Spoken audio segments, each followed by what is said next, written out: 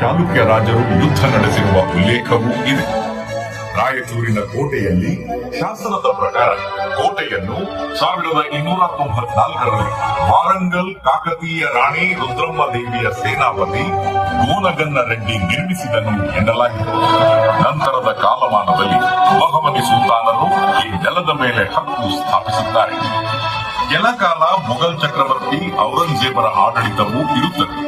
ರಾಯಚೂರು ಕದನದ ಬಳಿಕ 1520ರಲ್ಲಿ ಮತ್ತೆ ವಿಜಯನಗರ ಸಾಮ್ರಾಜ್ಯದ ಸುಪರ್ದಿಗೆ ಹೋಗುತ್ತದೆ.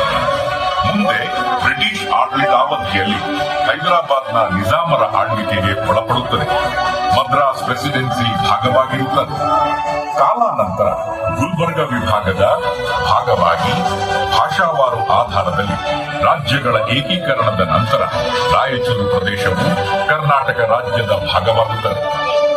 ಜಿಲ್ಲಾ ಕೇಂದ್ರ ರಾಯಚೂರಿನ ಹೃದಯ ಭಾಗದಲ್ಲಿರುವ ಕೋಟೆ ಮಲ್ಲಿಯಾಬಾದ್, ಮುದಗಲ್ ಕೋಟೆ, ಮಸ್ಕಿಯ ಅಶೋಕ ಶಾಸನ, ತ್ರಯಂಬಕೇಶ್ವರ ದೇವಾಲಯ ಎತ್ತರದಿಂದ